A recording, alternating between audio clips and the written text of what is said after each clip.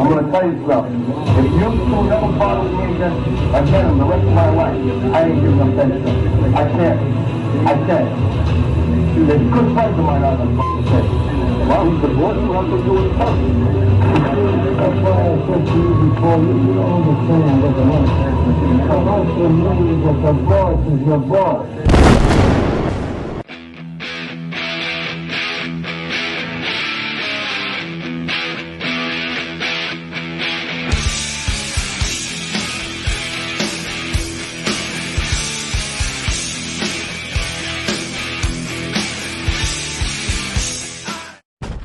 And welcome back to Mob Talk Radio. At this point, we are going to get into Philadelphia mob history. And oddly enough, Jesus fucking Christ.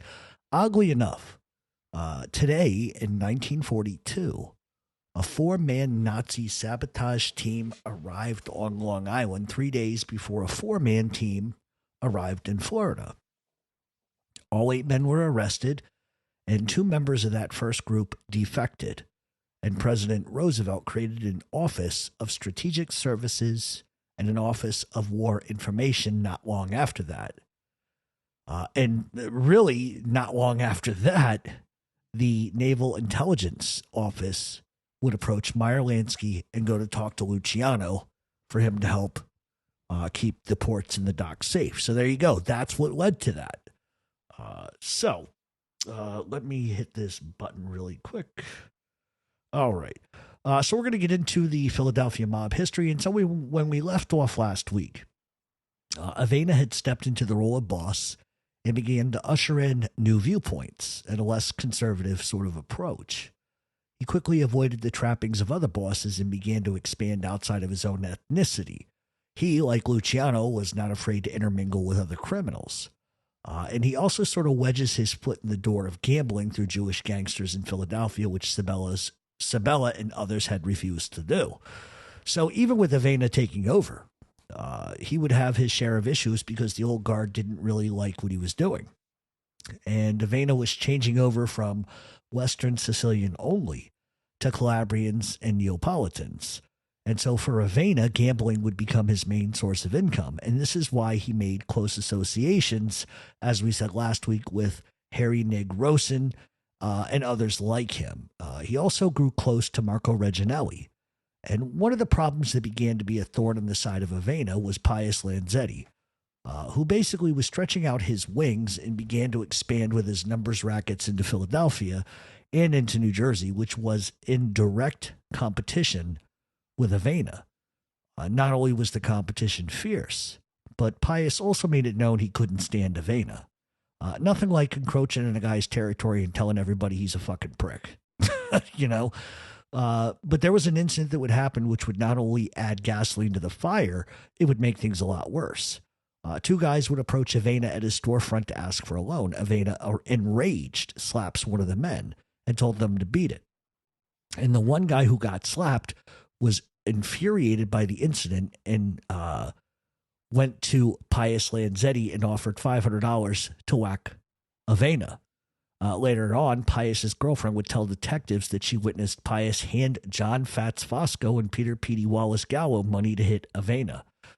She told Detective Samuel Ricciardi that the Lanzettis gave them $250 to kill Avena. Fosco and Gallo went looking for Avena at that point.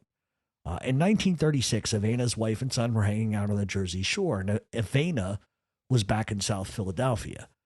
Prior to that, newspaper headlines began to roll out about Avena, his dealings, and the fact that he was in the Mafia.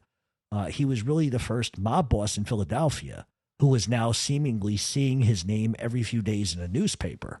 And that likely didn't help Avena, along with the rank and file, who saw Avena as a black sheep. And there were those who saw Avena's less conservative views on respect and honor as just sort of being thrown to the wolves. So in August of 1936, the district magistrate on 7th and Carpenter, a guy by the name of Vincent Gerard, began getting phone calls. And people were tipping off where Avena's gambling dens were and where his collection centers were. The 2 places that consistently were mentioned on the phone was 11th and Christian and 9th and Christian. And the location was literally 1 block north of the Lanettis bookmaking operations on 9th and Carpenter. So, like we've always said with Philadelphia, everything is just so close together. You could throw a stone and hit a prick in the fucking head. So it was either, the Lanettis were trying to put Avena out of business, or somebody within Avena's own family was attempting to oust him. Does that sound familiar? How many times have we seen this exact scenario in South Philly? A dozen times. Gerard began feeding the newspapers information on Avena, and that pisses him off. Avena would go see Gerard and ask him why he was slandering him. And according to Gerard, he asked Avena about the numbers rackets, and Avena would deny having anything to do with the numbers rackets. Turns out that Avena had the biggest numbers racket on Federal Street. It also didn't help that Avena, for some reason, openly said what time of the day the big stakes play was going on. So he made no effort to hide it. He made no effort to hide what he was doing, but then denied it to a prosecutor. And that sort of stance, or that sort of comment, infuriated Pius Lanzetti and other people. So on Monday, August 17th of 1936, police beat cop Robert Weaver was standing on 6th and Washington Avenue. Two plainclothed cops, Ed Meyer and Steve Silvetta, were standing just to the west off Washington Avenue and 8th. John Avena and Marty Fieldstein were walking down the block, heading north. A dark sedan would roll by, and cops spied a Tommy gun barrel sticking out of the back window. The car pulled alongside Avena, and shots began to ring out. Avena tried in vain to get out of the way and stumbled and fell, cracking his head on a parked car before crashing to the ground. Avena had been shot 12 times in seconds. Police ran to the scene and loaded Fieldstein and Avena into an ambulance and rushed them to the hospital, where where Avena would be dead on arrival. Fieldstein managed to somehow survive, but refused to utter a word about what happened. And that would end the life of John Avena. I mean, everything he tried to do, everything he wanted to sort of envision, or every new vision that he thought the Mafia should be, never took root. Because Avena, who had the right idea, was just not fighting the Lanzettis, but he was also fighting people within his own crime family. And the Lanzettis were, in fact, behind the murder, and those within his own family as well. But the Lanzettis would solely be blamed for the death of their 43-year-old boss. And the streets then are primed for retribution. But we'll get back to that in a little bit. Joe Bruno was born Mario Giuseppe Dovi in 1889 in Barcelona Pazzi di Gatto, the province of Messina in Sicily. Joe and his two brothers named Antonio and Santo. He had two brothers named Joe, Antonio and Santo. The people of Barcelona were considered killers, animals, and knife-wielding people who would kill you for looking at them the wrong way. The Dovi family was not rich, but could afford to send Joe to cabinet-making school as a teen. In 1900, his brother Antonio would leave Italy for America. And one of the reasons for the mass exodus of Italians to the United States in those days was because the United States wanted skilled laborers. And so Antonio lands in New York City and eventually winds up in Syracuse, New York. And at the time, Syracuse was offering immigrants jobs on the railroad or Wick Wires Company, which made chicken wire and other types of wiring. Antonio would become a success, and he sends letters home asking his family to come and join him in the city of gold, or sewers and prostitutes and hookers, or whatever. The Dovis left Sicily and made the 100-mile trek to Naples and hopped aboard the passenger liner Gloria Rubatino on August 24th of 1907. In September, the ship would dock in New York City, and the family would go through the immigrant processing at the port. They would settle in Cortland, and Joe would go to work as a case maker or a cabinet maker in a piano factory. Joe made good money and would even send money back to Barcelona for his childhood sweetheart to join him in Cortland. Shortly after Paola Cicciardi arrived, they would get married. By 1909, Joe would have his own home and a child. And what is sort of different about Dovi was the fact that he was a law-abiding guy. He had a great job. He came from a great home. He had his own place. He was supporting his wife and his child and went on the way. And it's different than most who entered the life of organized crime, were always seemed to be involved in some sort of lawlessness at a young age. This was not that guy. He was an uber religious guy, and he had no criminal record. He just didn't have the background or the juvenile record that every other gangster like him had. So you can't attach the whole psychology of that to him. At age 27 in 1916, Dovi began working as a bartender. At the time, Dovi was trying to get his citizenship. Charges would be levied against him, which would change the trajectory of his life. Even Joe Kennedy, yes, that Joe Kennedy, stuck up for Dovi and pressed upon the government that he was a good man and he should be given his citizenship. And he even stood in as a witness for Dovi in court, saying he's a great guy, give him his paperwork. However, local businessman and power broker Jim Odessa, who had a ton of influence, refused to back Dovi because of the allegations that were levied against him. And those charges were based on some sort of sexual deviant offense. The thing about that is, scrolling through like all the documents, there were allegations of rape, but nobody ever used the word rape. And there really weren't charges that were levied against him. They were just simple accusations. But Dovi in 1917 slugs a cop in the face who apparently called him a rapist. And after that, Dovi just split the scene. He left Cortland for good, and he left behind his wife and his children. Dovi's family went on record as saying they think that because of those accusations, something evil happened to him. I don't know. But anyway, Dovi then changes his name to his sister-in-law's surname, which was Bruno. His own family essentially bailed on him, didn't offer him solace, didn't offer him any words. And the family was sort of divided, but nobody really wanted to speak to him. And Joe Bruno, as he was now known, fled Cortland. He would head north to Buffalo, then Rochester, he could have fled to north, to Buffalo, Rochester, or even, the city. Instead, he left and landed in Bristol, Pennsylvania.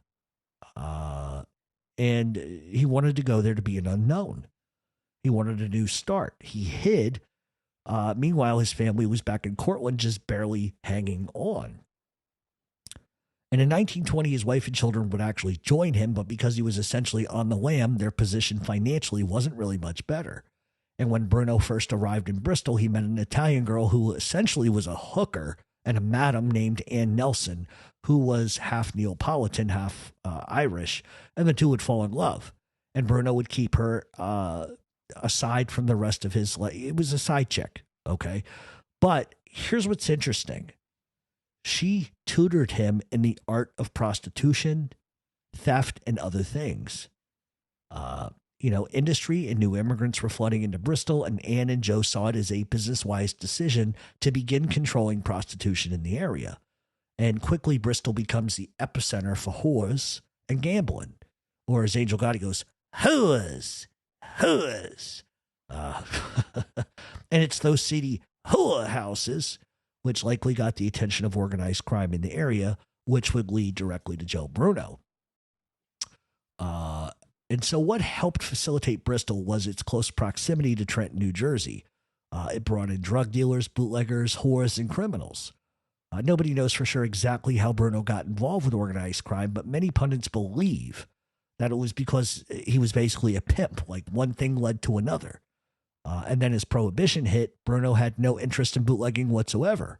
He's got to be the only fucking guy that wasn't interested in it. His interest became contracted murders. So this is a guy who went from obscurity to a guy who wasn't violent, came from a great family, gets accused of being a rapist, slugs a fucking cop, flees fucking Cortland. Then all of a sudden he's just doing mob hits for everybody. Something happened to this guy. I mean, he essentially becomes a fucking killing machine. And he was good at it. And he was so willing to do it that it led to the Mafia hiring him to do hits all across the country, inside the state, outside the state, wherever. And within a year of his alleged new job status, he would move into a much larger home with amenities. And one thing that was fortunate for Joe Bruno was the fact that the police could care less what the fuck he was doing. And in fact, for 40 years, the police simply just didn't give a shit what he did, or they didn't know. And it really wasn't until the 1970s, believe it or not, this is crazy. It wasn't until the 1970s through the Pennsylvania Police Commission announcing who Joe Bruno was, because they had been confused about the leadership in the Philadelphia Mafia forever. And as it was said, Bruno took over after Sabella. And it was only after the murder of one of Bruno's associates, and they're talking about Angelo Bruno, not Joe Bruno, that he became acting boss and then moved his base operations to Trenton. But the fact is that the Pennsylvania Crime Commission totally didn't know who he was, didn't know what his position was, and how he obtained that. And it was after Joe Bruno actually moves his base of operations from Bristol to Trenton, New Jersey, where he begins to make inroads back into New York City with gangsters. In fact, his friendships were growing, and he moved out of Bristol to New Brunswick, which was halfway between Philadelphia and New York City. And the problem was Bruno was making waves in New Brunswick and still could be counted on to clip a problem for other mob families. And in 1927, the New Brunswick Police Department told him they wanted him to move out of the area because of his criminal reputation. And they frequently harassed him, pulled him over, did the moves on him.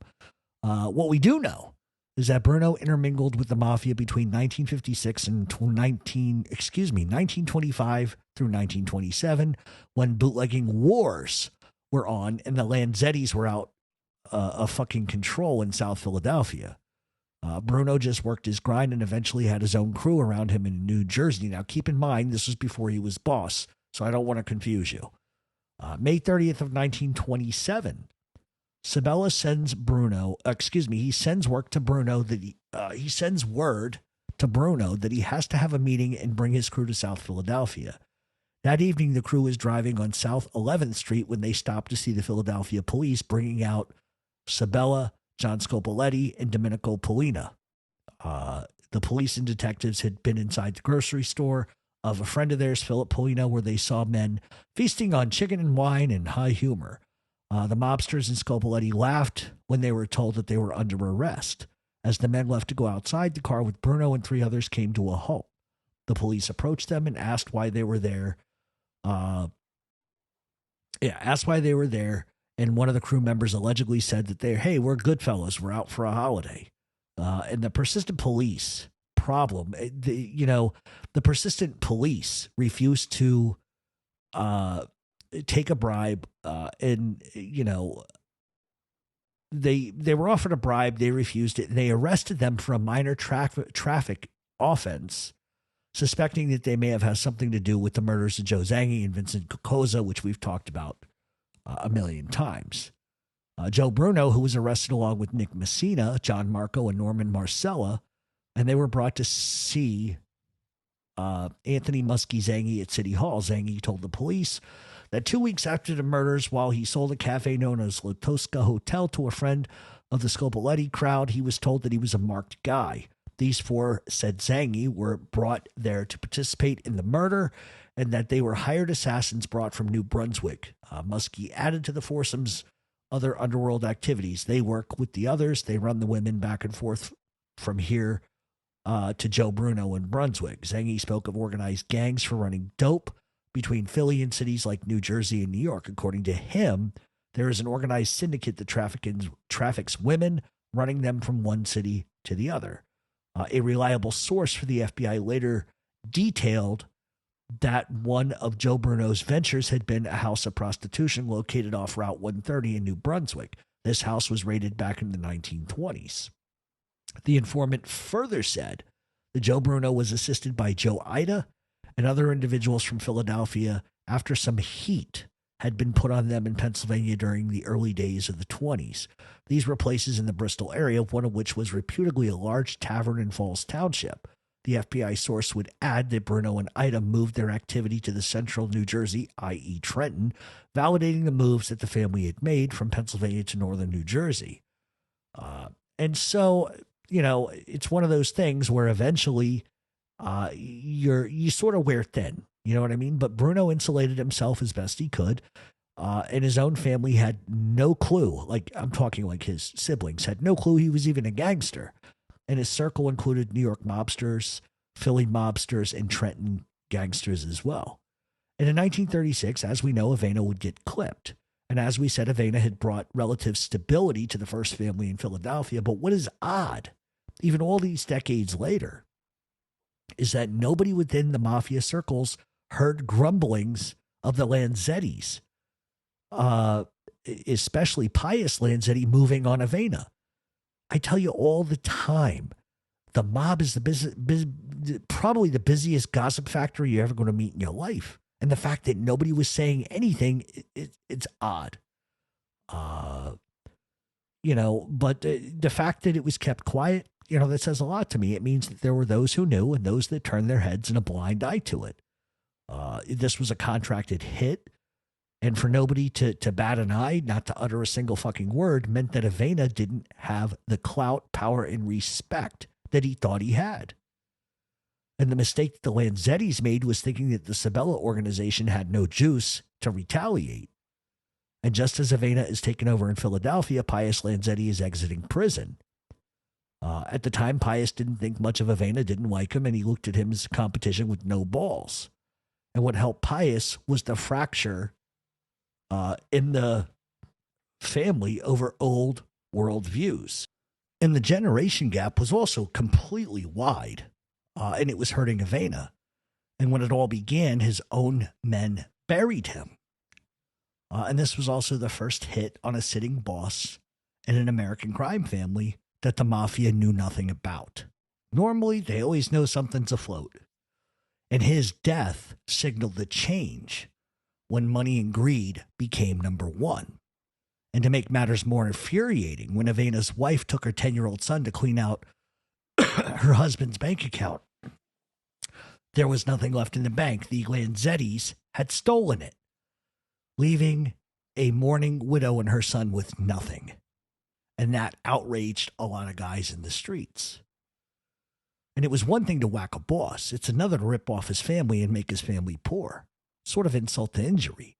And according to what Harry Riccobeni would tell the FBI from a prison cell, Bruno was voted by New York as the new boss of Philadelphia in 1936. And the fact is that Riccobeni and Bruno were very close. Riccobeni would say that Bruno was easy to deal with, and how he handled going from a soldier to boss, and how he handled that situation was seamless. And Bruno, by all accounts, was incredibly open-minded and less constrained in his comparison to Avena and Sabella.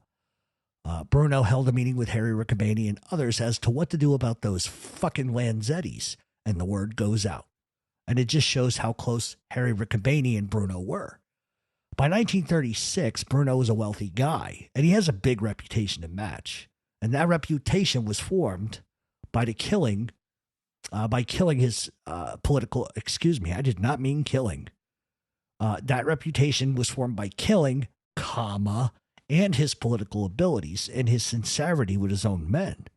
And he was respected, feared, and beloved. Sort of the way Joey Merlino thinks he is.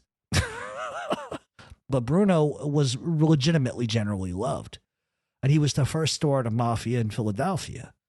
Others in his circle never felt that he expressed that I'm the boss, do what I say. He just wasn't that kind of guy. He didn't need that kind of control. And he didn't feel the need to say it, unlike Joey Merlino. Fuck you, pal. He never put himself above others, and he treated the associate and the soldier and the captains as if they were all important and on equal footing. And Bruno established his insulation, but keeping his family at home and at a distance, he comes off looking more like a successful businessman rather than a cold-hearted gangster. And with that reputation, he would court policemen, politicians, and others. And the cops in New Brunswick finally back off Bruno because they realize he's a head fuck. Might not be a good idea to fuck with him anymore. Plus, I'm sure there was a lot of money going around. Bruno also stayed the fuck out of South Philadelphia. This is something that South Philly bosses have never really fucking learned either. He would keep his underboss and his consiglières out front to insulate himself even further. The name used to intimidate those who did not get in line was Marco Reginelli, whom Bruno used as a front boss to deflect the heat. And people thought for a long time that Reginelli was actually the boss, including the cops. It just made Bruno appear to be a ghost in many different ways. And the only difference between him and his counterparts was that he didn't bother to legitimize his wealth. All of the money he made from illicit income, he didn't put into anything legitimate. He was a little different. And often when people would complain about the gambling. Police would chalk it up, well, the mafia is entertaining the neighborhood. You know, all the troublemakers are gambling and it keeps them busy. So what the fuck are we going to, they're not breaking into storefronts. They're not raping each other, not shooting each other. So what the fuck? Just keep it moving. That's why the police never raided those gambling establishments. And it also didn't hurt that Bruno was paying off the cops and politicians, ensuring that business kept running without any interference. So much so, when war broke out in the streets of South Philadelphia in the late 1930s, the cops and politicians didn't even interfere with it. They said, let them at it, let them do their thing. But whatever Bruno needed, excuse me, I moved ahead of myself. I'm sorry. When war did begin to break out, Riccobeni would state that it was just a function of the Castellari War or an extension of it, and that at the time he was Bruno's bodyguard. Whether or not that's actually true, I don't know. But we do know that he did trust Riccobeni, so it's not a stretch to put some sort of plausibility into that. Bruno handed the job of getting even with Pius Lanzetti off to Harry Riccobeni. And when things got bad, it was Riccobeni and Charlie Scarpa who watched Bruno's back at a safe house. And whatever Bruno needed, Scarpa and Riccobeni made sure he got. And by 1939, it's been said that Bruno was pretty much finished. But other sources indicate that he remained boss in name until 1946. But there were a few more things that Bruno needed to finish before he could step behind the scenes. Number one, the Lanzettis had to fucking go. First up was Teo Lanzetti. And he got lucky. He gets convicted of narcotics trafficking. Willie Lanzetti would be next. June 30th of 1939, Willie was walking in South Philadelphia when people he knew pulled over and asked him to go with them. And he gets in the car like a fucking moron. Car pulls away. On July 1st, Charlie Williams, who's a delivery man, scales a fence onto the Ashton estate in Wynwood. As he lands on the ground, he takes a few steps and he trips over something in a burlap bag. Curious, he pulls out a knife, cuts it open, and looks, and inside was the head of Willie Lanzetti. Surprise, motherfucker. It's kind of like when you order seafood and it's looking back at you. Yeah. Williams could see from the jumbled mess there was a bullet hole behind the right ear, the Mafia's calling card. The coroner pulled out a single 25 caliber bullet from his brain, and considering what Willie had done most of his life, he went out easy.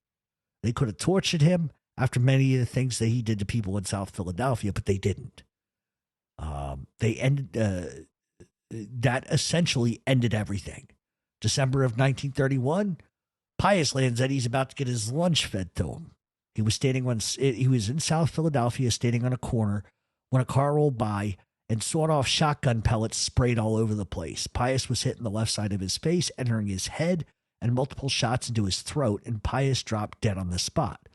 The execution was public because they wanted to make sure that everybody knew Pius had disrespected so many, and shooting a man dead on the streets like a fucking dog was the ultimate form of disregard and disrespect. And Bruno drove the point home. And that was the end of the Lanzettis. Mission fucking accomplished. Bruno was relaxed back in New Brunswick, and his life didn't change a whole lot going into the 40s. He had somewhat stayed back in the shadows and was more concentrated on gambling on horses. Sound familiar? And just went back and forth between several homes that he owned. He would travel to New York to meet with friends for dinner, and he began to travel a lot too. And what he was doing was going to different states and gambling at different horse tracks across the country. That was his go-to thing to do. He also would go to Washington, D.C. for a little bit. And the reason why he went to D.C. was because of his political sort of ties to politicians. As you know, Bruno had all of the Jersey politicians in his pockets, and he had basically turned the day-to-day operations over to others within the crime family. And one thing he definitely did was he looked out for those within his crime family if they got pinched, they needed money, or needed help. The one guy who saw the brunt of Bruno's help would be Angelo Anellaro. And the reason why we're going to stop here is because this sort of is going to go into Angelo Bruno a little bit and some other things. And next week, we're going to continue with Joe Bruno. And his term as a boss is going to start coming to an end. And we're going to see the rise of some other people like Johnny Keys Simone, Angelo Bruno, and other people. So please come back next week for the 5th episode of Philadelphia's mob history. Keep in mind, everybody, this is being released right now. It's 11:35 p.m. at night on Thursday. We are doing Tales of the Night Horror Podcast. We will be talking about the Gilgo Beach serial killer. Please join us, YouTube Live, 9 p.m. tomorrow night, which I believe is Friday. Anyway, we're going to get out of here for the week, and we will see everybody tomorrow night on the live. And we're going to try to squeeze in a Mob Talk Radio Live on Sunday as well. Any questions, complaints, threats, send them to mobtalkradioshow@gmail.com.